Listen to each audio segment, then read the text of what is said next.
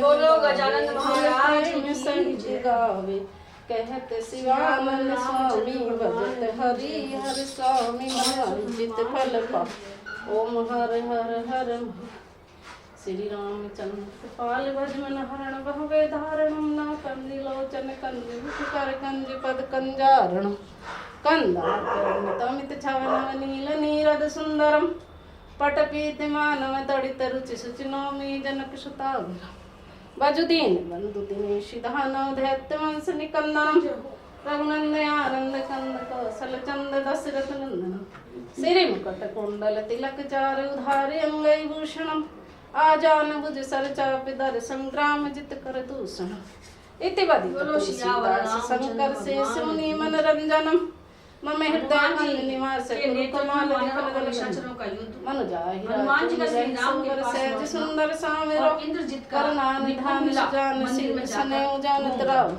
ऐ भाति गोरी आशीष इंद्र के वज्र की गड़गड़ाहट के समान सी हली तुलसी फुलानी पूज वानर संपूर्ण दिशाओं में दौड़ चली हुई जोर जोर से भागे। उन सबको विषादग्रस्त दीन एवं भयभीत होकर भागते देख हनुमान जी ने कहा, वानरों, तुम जो मुझ पर विषाद लिए युद्ध विषय उत्साह छोड़कर भागी जा रहे हो। तुम्हारा वह शौर्य कहाँ चला गया? मैं युद्ध में आगे आगे चलता हूँ, तुम सब लोग मेरे पीछे आ जाओ। उत्तम कुल में उत्पन्न शूरवीरों के लिए युद्ध में वीर दिखाना सर्वथा अनुचित है। बुद्धिमान वानरों का चित्त प्रसन्न हो गया और राक्षस के प्रति अत्यंत कुपित हो उन्होंने हाथों में पर्वत शिखर और वृक्ष उठा लिए। वे श्रेष्ठ वानरवीर उस महासमर में हनुमान जी को चारों ओर से घेर कर उनके पीछे पीछे चले और जोर जोर से गर्जना करते हुए वहां राक्षसों पर टूट पड़े। उन श्रेष्ठ वानरों द्वारा सब ओर से घिरे हुए हनुमान जी ज्वाला मालाओं से युक्त प्रज्वलित अग्नि की भांति शत्रु सेना को दग्ध करने लगे। वानर सैनिकों से घिरे हुए उन महाकवि हनुमान जी ने प्रलय काल के संहारकारी यमराज के समान राक्षसों का संहार आरंभ किया। सीता के वध से उनके मन में बड़ा शोक हो रहा था और इंद्रजित का अत्याचार देखकर उनका क्रोध भी बढ़ गया। इसलिए हनुमान जी ने रावण के रथ पर एक बहुत बड़ी शिला फेंकी। उसे अपने ऊपर आती देख सारथी ने तत्काल ही अपने पति लड़ने वाले घोड़ों से जुते हुए उस रथ को बहुत दूर हटा दिया। अतः सारथी सहित रथ पर बैठे हुए इंद्रजित के पास तक न पहुंचकर वह शिला धरती फोड़कर उसके भीतर समा गई। उसके चलाने का सारा उद्योग व्यर्थ हो गया। उस शिला के गिरने पर उस राक्षस सेना को बड़ी पीड़ा हुई। कुचल डाला। तत्पश्चात सैकड़ों विशाल काय वानर हाथों में वृक्ष एवं पर्वत शिखर उठाए गर्जना करते हुए इंद्रजित की ओर दौड़े। वे भयानक पराक्रमी वानर वीर युद्ध स्थल में इंद्रजित पर उन वृक्षों और पर्वत शिखरों को फेंकने लगे। वृक्षों और शैल शिखरों को बड़ी भारी वृष्टि करते हुए वे वानर शत्रुओं का संहार करने और भांति भांति के आवाज में गरजने लगे।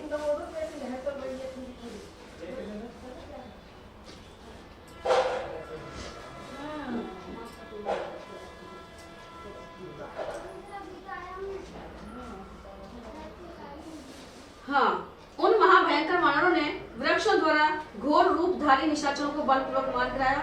वे रणभूमि में गिरकर छटपटाने लगे।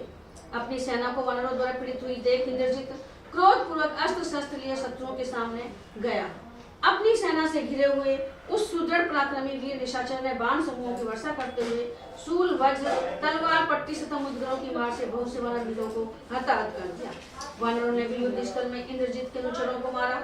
महाबली हनुमान जी सुंदर शाखाओं और डालियों वाले साल वृक्ष तथा शिलाओं द्वारा भीमकर्मा राक्षसों का संहार करने लगे। इस तरह शत्रु सेना का वेग रोककर हनुमान जी ने वानरों से कहा, बंधुओं, अब लौट चलो। अब हमें इस सेना के संहार करने की आवश्यकता नहीं रह गई है।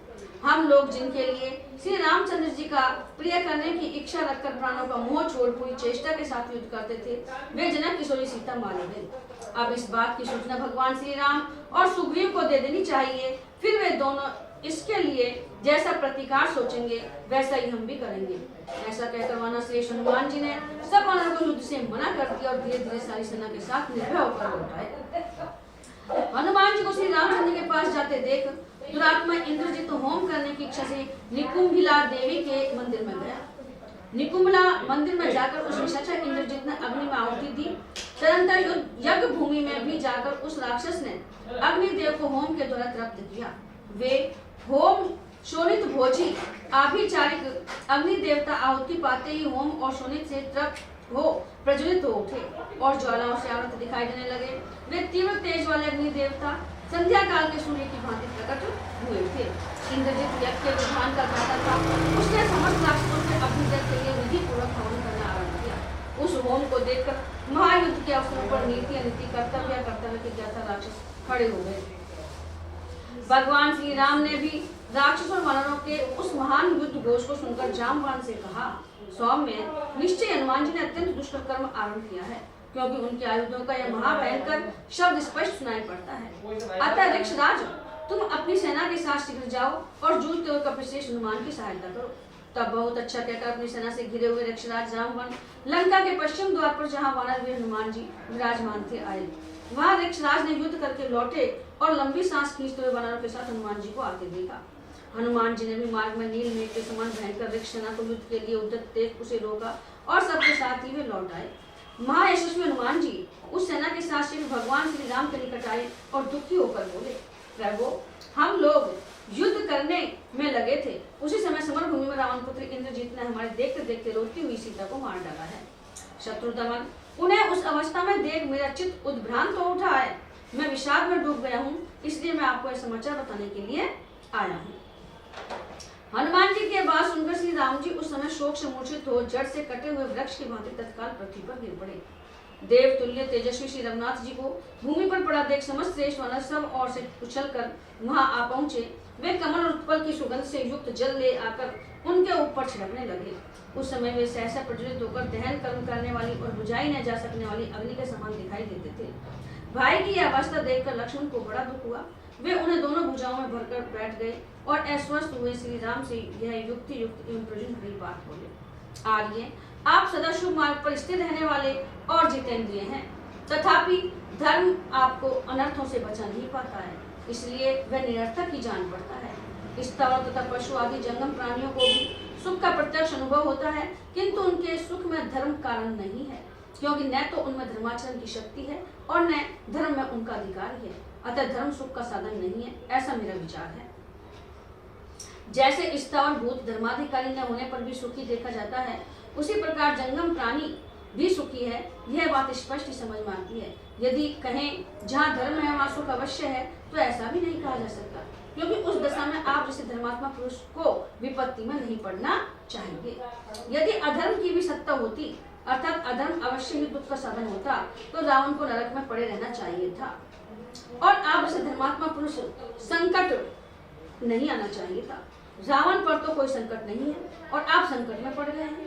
अतः धर्म और अधर्म दोनों परस्पर विरोधी हो गए हैं। धर्मात्मा को दुख और परमात्मा पापात्मा को सुख मिलने लगा है। यदि धर्म का फल सुख और अधर्म से अधर्म का फल दुख ही मिलने का नियम होता, तो जिन रावण आदि में अधर्म ही प्रतिष्ठित है, वे अधर्म के फलभूत दुख से ही युक्त होते, और जो लोग अधर्म में रुचि नहीं रखते हैं, वे धर्म के फलभूत सुख से कभी वंचित न होते। धर्म मार्ग से चलने वाले इन धर्मात्मा पुरुषों को केवल धर्म का फल सुख ही प्राप्त होता है, किंतु जिनमें अधर्म प्रतिष्ठित है, उनके तो धन बढ़ रहे हैं और जो स्वभाव से धर्माचरण करने वाले हैं वे क्लेश में पड़े हुए हैं, इसलिए धर्म और अधर्म दोनों निरर्थक हैं। रघुनंदन, यदि पापाचारी पुरुष धर्म या अधर्म से मारे जाते हैं तो धर्म या अधर्म क्रिया रूप होने के कारण आदि मध्य अंत 3 ही क्षणों तक रह सकता है। चतुर्थ क्षण में तो वह स्वयं ही नष्ट हो जाएगा, फिर नष्ट हुआ वह धर्म या अधर्म किसका वध करेगा। अथवा यह जीव यदि विधि पूर्वक किए गए कर्म विशेष के द्वारा मारा जाता है या स्वयं वैसा कर्म करके दूसरे को मारता है तो विधि विहित कर्म जनित अदृष्ट को ही हत्या के दोष से लिप्त होना चाहिए। कर्म का अनुष्ठान करने वाले पुरुष का उस पाप कर्म से संबंध नहीं होना चाहिए, क्योंकि पुत्र के किए हुए अपराध का दंड पिता को नहीं मिलता है। शत्रुसूदन, जो चैतन्य होने के कारण प्रतिकार ज्ञान से शून्य है, अव्यक्त है और असत के समान विद्यमान है, उस धर्म के द्वारा दूसरे को वध्य से प्राप्त करना कैसे संभव है। सत्पुरुषों में श्रेष्ठ रघुवीर, यदि सत्कर्म जनित अदृष्ट सत्य या शुभ ही होता तो आपको कुछ भी अशुभ या दुख नहीं प्राप्त होता। यदि आपको ऐसा दुख प्राप्त हुआ है तो सत्कर्म जनित अदृष्ट सत्य है, इस कथन की संगति नहीं बैठती। यदि दुर्बल और कातर स्वतः कार्य साधन में असमर्थ होने के कारण धर्म पुरुषार्थ का अनुसरण करता है, तब तो दुर्बल और फलदान की मर्यादा से रहित धर्म का सेवन ही नहीं करना चाहिए। यह मेरी स्पष्ट राय है। यदि धर्म बल अथवा पुरुषार्थ का अंग या उपकरण मात्र है तो धर्म को छोड़कर पराक्रम पूर्ण बर्ताव कीजिए। जैसे आप धर्म को प्रधान मानकर धर्म में लगे हैं, उसी प्रकार बल को प्रधान मानकर बल या पुरुषार्थ में ही प्रवृत्त होंगे। शत्रुओं को संताप देने वाले रघुनंदन, यदि आप सत्य भाषण रूप धर्म का पालन करते हैं, अर्थात पिता की आज्ञा को स्वीकार करके उनके सत्य की रक्षा रूप धर्म का अनुष्ठान करते हैं, तो आप ज्येष्ठ पुत्र के प्रति युवराज पद पर अभिषिक्त करने की जो बात पिता ने कही थी, उस सत्य का पालन न करने पर पिता को जो असत्य रूप अधर्म प्राप्त हुआ, उसी के कारण वे आपसे वियुक्त होकर मर गए। ऐसी दशा में क्या आप राजा के पहले कहे हुए अभिषेक संबंधी सत्य वचन से नहीं बंधे हुए थे? उस सत्य का पालन करने के लिए बाध्य नहीं थे? यदि आपने पिता के पहले कहे हुए वचन का ही पालन करके युवराज पद पर अपना अभिषेक करा लिया होता तो न पिता की मृत्यु होती और न सीताहरण आदि अनर्थ ही संकलित हुए होते। शत्रु दमन महाराज, यदि केवल धर्म अथवा अधर्म ही प्रधान रूप से अनुष्ठान के योग्य होता तो वज्रधारी इंद्र पौरुष द्वारा विश्व रूप मुनि की हत्या अधर्म करके फिर यज्ञ का अनुष्ठान नहीं करते। रघुनंदन, धर्म से भिन्न जो पुरुषार्थ है उससे मिला हुआ धर्म ही शत्रुओं का नाश करता है। अतः काकुस्थ प्रत्येक मनुष्य आवश्यकता एवं रुचि के अनुसार इन सब का अनुष्ठान करता है। तात राघव, इस प्रकार समयानुसार धर्म एवं पुरुषार्थ से किसी एक का आश्रय लेना धर्म ही है, ऐसा मेरा मत है। आपने उस दिन राज्य का त्याग करके धर्म के मूलभूत अर्थ का उच्छेद कर डाला। जैसे पर्वत से नदियां निकलती हैं, उसी तरह जहां तहां से संग्रह करके लाए और बढ़े हुए अर्थ से सारी क्रियाएं, चाहे वे योग प्रधान हो या भोग प्रधान, संपन्न होती हैं। निष्काम भाव होने पर सभी क्रियाएं योग प्रधान हो जाती हैं और सकाम भाव होने पर भोग प्रधान। जो मंद बुद्धि मानव अर्थ से वंचित है, उसकी सारी क्रियाएं उसी तरह छिन्न भिन्न हो जाती हैं जैसे ग्रीष्म ऋतु में छोटी छोटी नदियां सूख जाती हैं। जो पुरुष सुख में पला हुआ है, वह यदि प्राप्त हुए अर्थ को त्याग कर सुख चाहता है तो उस अभीष्ट सुख के लिए न्यायपूर्वक अर्थोपार्जन करने में प्रवृत्त होता है, इसलिए उसे ताड़ना, बंधन आदि दोष प्राप्त होते हैं। जिसके पास धन है उसी के अधिक मित्र होते हैं, जिसके पास धन का संग्रह है उसी के सब लोग भाई बंधु बनते हैं। जिसके यहाँ पर्याप्त धन है वही संसार में श्रेष्ठ पुरुष कहलाता है और जिसके पास धन है वही विद्वान समझा जाता है। जिसके यहाँ धनराशि एकत्र है वह पराक्रमी कहा जाता है, जिसके पास धन की अधिकता है वह बुद्धिमान माना जाता है, जिसके यहाँ अर्थ संग्रह है वह महान भाग्यशाली कहलाता है तथा जिसके यहाँ धन संपत्ति है वह गुणों में भी बड़ा चढ़ा समझा जाता है। अर्थ का त्याग करने से जो मित्र का अभाव आदि दोष प्राप्त होते हैं उनका मैंने स्पष्ट रूप से वर्णन किया है। आपने राज्य छोड़ते समय क्या लाभ सोचकर अपनी बुद्धि में अर्थ त्याग की भावना को स्थान दिया, यह मैं नहीं जानता। जिसके पास धन है उसके धर्म और काम रूप सारे प्रयोजन सिद्ध होते हैं, उसके लिए सब कुछ अनुकूल बन जाता है। जो निर्धन है वह अर्थ की इच्छा रखकर उसका अनुसंधान करने पर भी पुरुषार्थ के बिना उसे नहीं पा सकता। नरेश्वर, हर्ष, काम, दर्प, धर्म, क्रोध, शम और दम, ये सब धन होने से ही सफल होते हैं। जो धर्म का आचरण करने वाले और तपस्या में लगे हुए हैं उन पुरुषों का यह लोक ऐहिक पुरुषार्थ अर्थाभाव के कारण ही नष्ट हो जाता है। यह स्पष्ट देखा जाता है, वही अर्थ इस दुर्दिन में आपके पास उसी तरह नहीं दिखाई देता है जैसे आकाश में बादल घिराने पर ग्रहों के दर्शन नहीं होते। वीर, आप पूज्य पिता की आज्ञा पालन करने के लिए राज्य छोड़कर वन में चले आए और सत्य के पालन पर ही डटे रहे, परंतु राक्षस ने आपकी पत्नी को, जो आपको प्राणों से प्रेरित कर रही थी, हर लिया।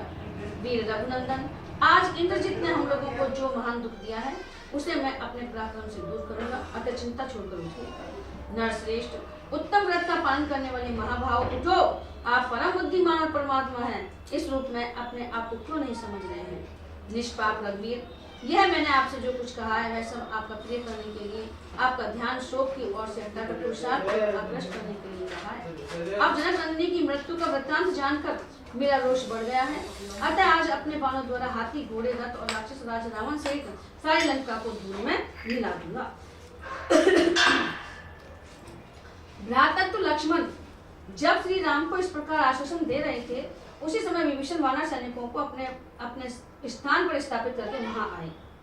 नाना प्रकार के अस्त्र शस्त्र धारण किए 4 निशाचर वीर, जो काली कज्जल राशि के समान काले शरीर वाले युद्धपति गजराजों के समान जान पड़े थे, चारों ओर से घेरकर उनकी रक्षा कर रहे थे। वहां आकर उन्होंने देखा महात्मा लक्ष्मण शोक में मग्न है तथा वानरों के नेत्रों में भी आंसू भरे हुए हैं। साथ ही इक्ष्वाकु कुल नंदन महात्मा श्री रघुनाथ जी पर उनकी दृष्टि पड़ी, जो मूर्छित तो लक्ष्मण की गोद में लेटे हुए थे। श्री रामचंद्र जी को लज्जित तथा शोक से संतप्त देख विभीषण का हृदय आंतरिक दुख से दीन हो गया। उन्होंने पूछा, क्या बात है? तब लक्ष्मण ने विभीषण के मुंह की ओर देखकर तथा सुग्रीव और दूसरे वानरों पर दृष्टिपात करके आंसू बहाते हुए मंद स्वर में कहा, सौम्य, हनुमान जी के मुंह से सुनकर कि इंद्रजीत ने सीता जी को मार डाला, श्री रघुनाथ जी तत्काल मूर्छित हो गए।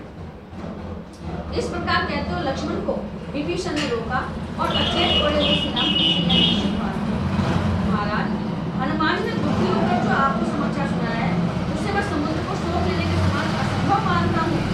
महाभाव, दुरात्मा रावण का सीता जी में क्या भाव है ये मैं अच्छी तरह जानता हूँ।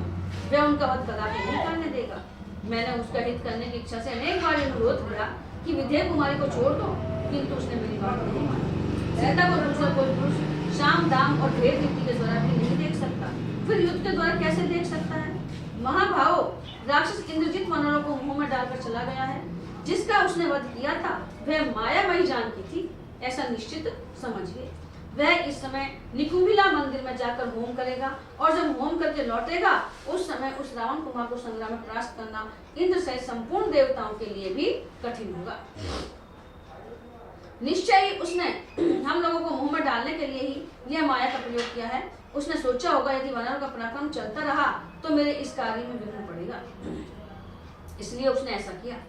जब तक उसका होम कर्म समाप्त नहीं होता उसके पहले ही हम लोग सेना सहित निकुंभला मंदिर में चले। नरश्रेष्ठ, झूठे ही प्राप्त हुए इस संताप को त्याग दीजिए। प्रभु, आपको शोक से संतप्त होते देख सारी सेना दुख में पड़ी हुई है। आप तो धैर्य में सबसे बड़े चढ़े हैं, अतः स्वस्थ चित्त होकर यहीं रहिए और सेना को लेकर जाते हुए हम लोगों के साथ लक्ष्मण जी को भेज दीजिए। ये नरश्रेष्ठ, लक्ष्मण अपने पहले बाणों से मारकर रावण कुमार को वह होम कर्म त्याग देने के लिए विवश कर देंगे, इससे वह मारा जा सकेगा। लक्ष्मण के पहले बाण जो पक्षियों के अंगभूत परों से युक्त होने के कारण बड़े वेगशाली हैं, कंक आदि क्रूर पक्षियों के समान इंद्रजीत के रक्त का पान करेंगे। अतः महाभाव, जैसे वज्रधारी इंद्र दैत्यों के वध के लिए वज्र का प्रयोग करते हैं, उसी प्रकार आप उस राक्षस के विनाश के लिए शुभ लक्षण जाने की आज्ञा दीजिए। नरेश्वर, शत्रु का विनाश करने में अब यह कालक्षेप करना उचित नहीं है, इसलिए आप शत्रु वध के लिए उसी तरह लक्ष्मण को भेजिए जैसे देवद्रोही दैत्यों के विनाश के लिए देवराज इंद्र वज्र का प्रयोग करते हैं। वह राक्षस शिरोमणि इंद्रजीत जब अपना अनुष्ठान पूरा कर लेगा तब सम्राट के देवता असुर भी उसे देख सकेंगे। अपना कर्म पूरा करके जब वह युद्ध की इच्छा से रणभूमि में खड़ा होगा उस समय देवताओं को भी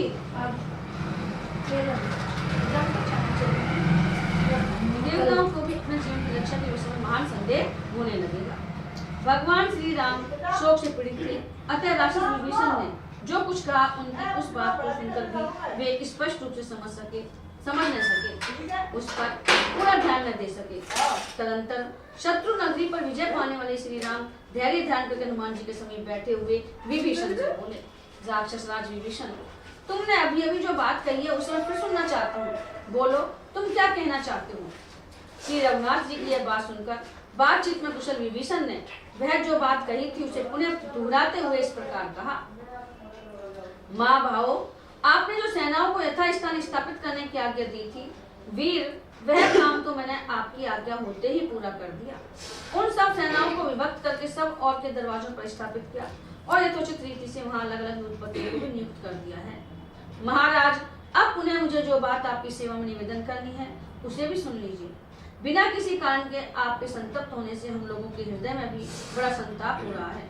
राजन, मिथ्या प्राप्त हुए इस शोक और संताप को त्याग दीजिए, साथ ही इस चिंता को भी अपने मन से निकाल दीजिए, क्योंकि यह शत्रुओं का हर्ष बढ़ाने वाली है। वीर, यदि आप सीता को पाना और निशाचरों का वध करना चाहते हैं तो उद्योग कीजिए, हर्ष और उत्साह का सहारा लीजिए। रघुनंदन, मैं एक आवश्यक बात बताता हूँ, मेरी इस हितकर बात को सुनिए। रावण कुमार इंद्रजित निकुंभला मंदिर की ओर गया है, अतः ये सुमित्रा कुमार लक्ष्मण विशाल सेना साथ लेकर अभी उस पर आक्रमण करें। युद्ध में उस रावण पुत्र का वध करने के लिए उस पर चढ़ाई कर दें, यही अच्छा होगा। युद्ध विजयी महाधनुर्धर लक्ष्मण अपने मंडलाकार धनुष पर द्वारा छोड़े गए विषधर सर्पों के तुल्य भयानक बाणों से रावण पुत्र का वध करने में समर्थ है। उस वीर ने तपस्या करके ब्रह्मा जी के वरदान से ब्रह्मशिर नामक अस्त्र और मनचाही गति से चलने वाले घोड़े प्राप्त किए हैं। निश्चय इस समय सेना के साथ वह निकुंभला में गया है। वहां से अपना हवन कर्म समाप्त करके यदि वह उठेगा तो हम सब लोगों को उसके हाथ से मरा ही समझिए। महाभाव, संपूर्ण लोगों के स्वामी ब्रह्मा जी ने उसे वरदान देते हुए कहा था, इंद्र शत्रु निकुंभला नामक वट वृक्ष के पास पहुंचने तथा हवन संबंधी कार्य पूर्ण करने के पहले ही जो शत्रु तुझ आतताई को मारने के लिए आक्रमण करेगा, उसी के हाथ से तुम्हारा वध होगा। राजन, इस प्रकार बुद्धिमान इंद्रजित की मृत्यु का विधान किया गया है। इसलिए श्री राम, आप इंद्रजित का वध करने के लिए महाबली लक्ष्मण को आज्ञा दीजिए। उसके मारे जाने पर रावण को अपने सूर्यों से मरा ही समझिए। विभीषण के वचन सुनकर श्री रामचंद्र जी शोक का परित्याग करके बोले, सत्य पराक्रमी विभीषण, उस भयंकर राक्षस की माया को मैं जानता हूँ। वह ब्रह्मास्त्र का ज्ञाता, बुद्धिमान, बहुत बड़ा मायावी और महान बलवान है। वरुण सहित संपूर्ण देवताओं को भी वह युद्ध में चेत कर सकता है। महायशस्वी वीर, जब इंद्रजित है रथ सहित आकाश में विचरने लगता है, उस समय बादलों में छिपे हुए सूर्य की भांति उसकी गति का कुछ पता ही नहीं चलता। विभीषण से ऐसा कहकर भगवान श्री राम ने अपने शत्रु दुरात्मा इंद्रजित की माया शक्ति को जानकर यशस्वी वीर लक्ष्मण से यह बात कही। लक्ष्मण, वानर राज सुग्रीव की जो भी सेना है वह सब साथ ले हनुमान आदि युद्धपतियों, वृक्षराज जामवान तथा अन्य सैनिकों से घिरे रहकर तुम माया बल से संपन्न राक्षस राजकुमार इंद्रजित का वध करो। ये महामना राक्षस राज विभीषण उसकी मायाओं से अच्छी तरह परिचित है, अतः अपने मंत्रियों के साथ ये भी तुम्हारे पीछे पीछे जाएंगे। श्री रघुनाथ जी की यह बात सुनकर विभीषण सहित भयानक पराक्रमी लक्ष्मण ने अपना श्रेष्ठ धनुष हाथ में लिया। वे युद्ध की सब सामग्री लेकर तैयार हो गए।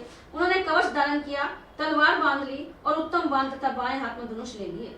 तत्पश्चात श्री रामचंद्र जी के चरण छूकर हर्ष से भरे हुए सुमित्रा कुमार ने कहा, आज मेरे धनुष से छूटे हुए बाण रावण कुमार को विदीर्ण करके उसी तरह लंका में गिरेंगे जैसे हंस कमलों से भरे हुए सरोवरों में उतरते हैं। इस विशाल धनुष से छूटे हुए मेरे बाण आज ही उस भयंकर राक्षस के शरीर को विदीर्ण करके उसे काल के गाल में डाल देंगे। इंद्रजित के वध की अभिलाषा रखने वाले तेजस्वी लक्ष्मण अपने भाई के सामने ऐसी बात कहकर तुरंत वहां से चल दिए। पहले उन्होंने अपने बड़े भाई के चरणों में प्रणाम किया, फिर उनकी परिक्रमा करके रावण कुमार द्वारा पालित निकुंभला मंदिर की ओर प्रस्थान किया। भाई श्री राम द्वारा स्वस्ति वचन किए जाने के पश्चात विभीषण सहित प्रतापी राजकुमार लक्ष्मण बड़ी उतावली के साथ चले।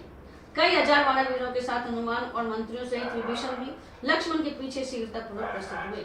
विशाल वानर सेना सहित गिरे हुए लक्ष्मण ने वेग पूर्वक आगे बढ़कर मार्ग में खड़ी हुई वृक्षराज जामवान की सेना को देखा। दूर तक का रास्ता तय कर लेने पर मित्रों को आनंदित करने वाले सुमित्रा कुमार ने कुछ दूर से ही देखा, राक्षस राज रावण की सेना मोर्चा बंदी बांधे खड़ी है। शत्रु का दमन करने वाले रघुकुल नंदन लक्ष्मण हाथ में धनुष ले ब्रह्मा जी के निश्चित किए हुए विधान के अनुसार उस मायावी राक्षस को जीतने के लिए निकुंभला नामक स्थान में पहुंचकर एक जगह खड़े हो गए। उस समय प्रतापी राजकुमार लक्ष्मण के साथ विभीषण, वीर अंगद तथा पवन कुमार हनुमान भी थे।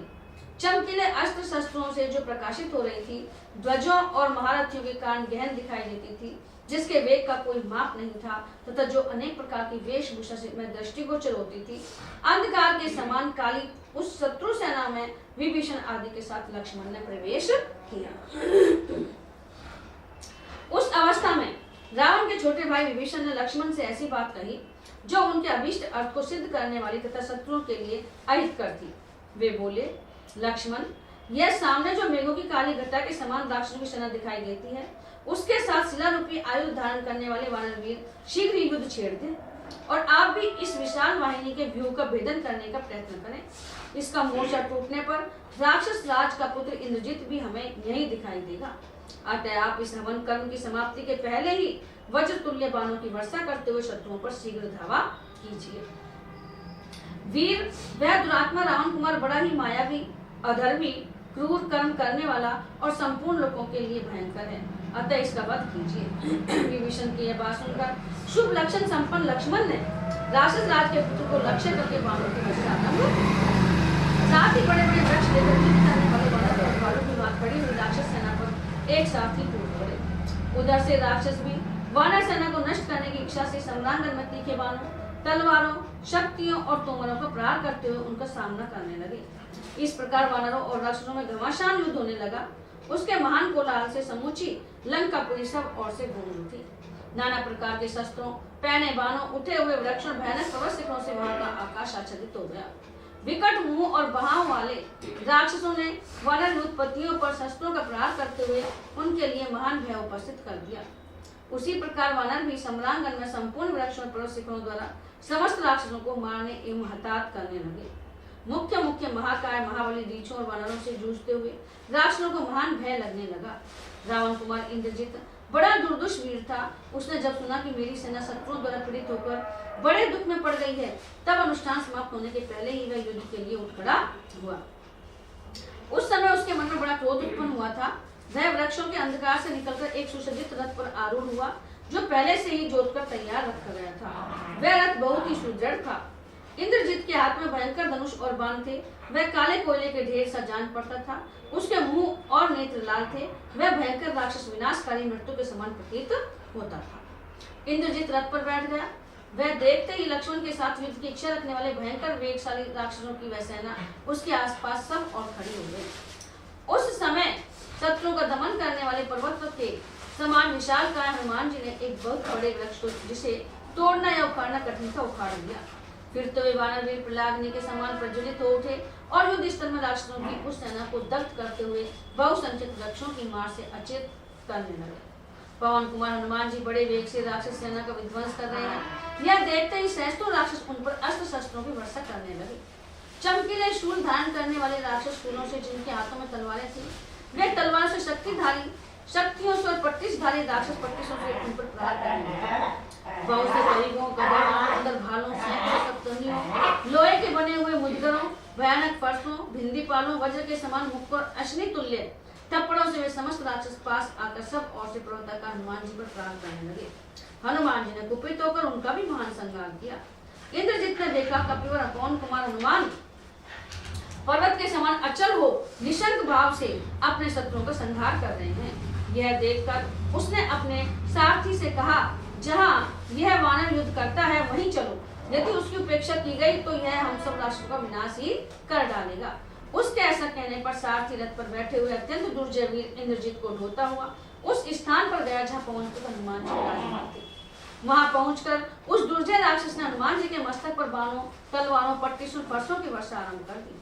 उन भयानक शस्त्रों को अपने शरीर पर झेलकर पवन पुत्र हनुमान जी महान रोष से भर गए और इस प्रकार बोले, दुर्बुद्धि रावण कुमार, यदि बड़े सूरवीर हो तो आओ मेरे साथ मल युद्ध करो। इस वायु पुत्र से बिड़कर जीवित नहीं लौट सकोगे। दुर्मते, अपनी भुजाओं द्वारा मेरे साथ द्वंद्व युद्ध करो। इस बाहु युद्ध में यदि मेरा वेग सहलो तो तुम राक्षसों में श्रेष्ठ वीर समझे जाओगे। रावण कुमार इंद्रजित धनुष उठाकर हनुमान जी का वध करना चाहता था। इसी अवस्था में विभीषण ने लक्ष्मण को उसका परिचय दिया। सुमित्रा नंदन रावण का जो पुत्र इंद्र को भी जीत चुका है, वही यह रथ पर बैठकर हनुमान जी का वध करना चाहता है। अतः आप शत्रुओं का विदारण करने वाले अनुपम आकार प्रकार से युक्त एवं प्रणंतकारी भयंकर बाणों द्वारा उस रावण कुमार को मार डालिए। शत्रुओं को भयभीत करने वाले विभीषण के ऐसा कहने पर उस समय महात्मा लक्ष्मण ने रथ पर बैठे उस भयंकर बलशाली पर्वताकार दुर्जय राक्षस को देखा। पूर्वोक्त बात कहकर हर्ष से भरे हुए विभीषण धनुर्धर सुमित्रा कुमार को साथ लेकर बड़े वेग से आगे बढ़े। थोड़ी ही दूर जाने पर विभीषण ने एक महान वन में प्रवेश करके लक्ष्मण को इंद्रजित के कर्म अनुष्ठान का स्थान दिखाया। वहाँ एक बरगद का वृक्ष था जो श्याम मेघ के समान सघन और देखने में भयंकर था। रावण के तेजस्वी भ्राता विभीषण ने लक्ष्मण को वहाँ की सब वस्तुएं दिखाकर कहा, सुमित्रा नंदन है बलवान रावण कुमार प्रतिदिन यहीं आकर पहले भूतों को बलि देता है, उसके बाद युद्ध में प्रवृत्त होता है।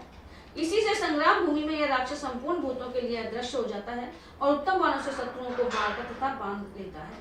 अतः जब तक इस बरगद के नीचे आए उसके पहले ही आप अपने तेजस्वी बाणों द्वारा इस बलवान रावण कुमार को रथ घोड़े और सारथी सहित नष्ट कर दीजिए। तब बहुत अच्छा कहकर मित्रों का आनंद बढ़ाने वाले महातेजस्वी सुमित्रा कुमार अपने विचित्र धनुष के टंकार करते हुए वहां खड़े हो गए। इतने में ही बलवान रावण कुमार इंद्रजित अग्नि के समान तेजस्वी रथ पर बैठा हुआ कवच खड़ग और ध्वजा के साथ दिखाई पड़ा। तब महातेजस्वी लक्ष्मण ने पराजित न होने वाले पुलस्त्य कुलनंदन इंद्रजित से कहा, राक्षस कुमार, मैं तुम्हें युद्ध के लिए ललकारता हूँ, तुम अच्छी तरह संभल कर मेरे साथ युद्ध करो। लक्ष्मण के ऐसा कहने पर महातेजस्वी मनस्वी रावण कुमार ने वहां विभीषण को उपस्थित देख कठोर शब्दों में कहा, राक्षस, यही तुम्हारा जन्म हुआ और यहीं बढ़कर तुम इतने बड़े हुए। तुम मेरे पिता के सगे भाई और मेरे चाचा हो, फिर तुम अपने पुत्र से मुझसे क्यों द्रोह करते हो? दुर्मते, तुम में न तो कुटुंबीजनों के प्रति अपनापन का भाव है, न आत्मीजनों के प्रति स्नेह है और न अपनी जाति का अभिमान ही है। तुम में कर्तव्य अकर्तव्य की मर्यादा, भ्रात प्रेम और धर्म कुछ भी नहीं है। तुम राक्षस धर्म को कलंकित करने वाले हो। दुर्बुद्धे, तुमने स्वजनों का परित्याग करके दूसरों की गुलामी स्वीकार की है, अतः तुम सत्पुरुषों द्वारा निंदनीय और शोक के योग्य हो।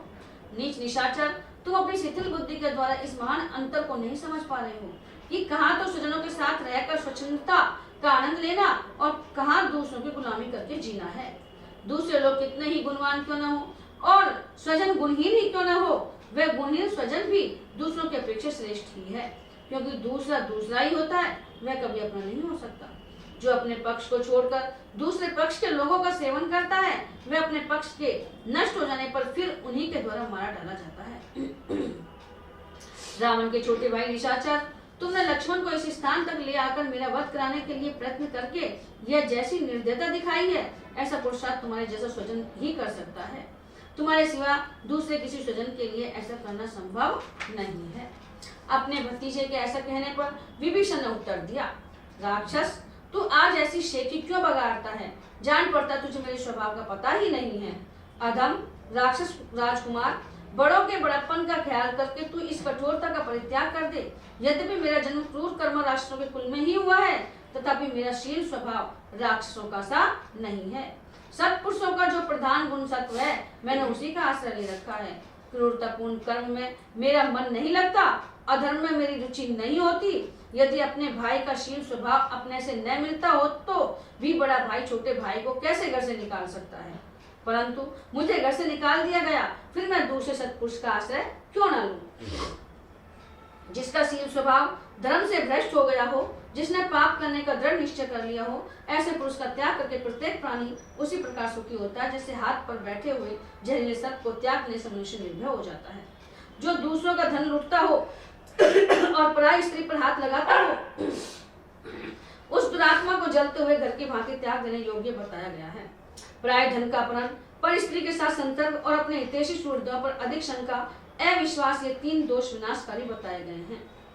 महर्षियों का भयंकर वध, संपूर्ण देवताओं के साथ विरोध, अभिमान, रोष, वैर और धर्म के प्रतिकूल चलना, ये दोष मेरे भाई में मौजूद हैं, जो उसके प्राण और ऐश्वर्य दोनों का नाश करने वाले हैं। जैसे बादल पर्वतों को आच्छादित कर देते हैं, उसी प्रकार इन दोषों ने मेरे भाई के सारे गुणों को ढक दिया है। इन्हीं दोषों के कारण मैंने अपने भाई एवं तेरे पिता का त्याग किया है। अब न तो यह लंकापुरी रहेगी, न तू रहेगा और न तेरे पिता ही रह जाएंगे। राक्षस, तू अत्यंत अभिमानी, उदंड और बालक है, काल के पाश में बंधा हुआ है, इसलिए तेरी जो जो इच्छा हो मुझे कह ले। नीच राक्षस, तूने मुझसे जो कठोर बात कही है, उसी का यह फल है कि आज तुझ पर यहाँ घोर संकट आया है। अब तू बरगद के नीचे तक नहीं जा सकता। कुकुष्ठ कुलभूषण लक्ष्मण का तिरस्कार करके तू जीवित नहीं रह सकता। अतः इन नरदेव लक्ष्मण के साथ रणभूमि में युद्ध कर यहाँ मारा जाकर तू यमलोक पर पहुंचेगा और देवताओं का कार्य करेगा। अब तू अपना बढ़ा हुआ सारा बल दिखा, समस्त आयुधों और सहायकों का व्यय कर ले परंतु लक्ष्मण के बाणों का निशाना बनकर आज तू सेना सहित जीवित नहीं लौट सकेगा। बोलो सियावर रामचंद्र भगवान की जय।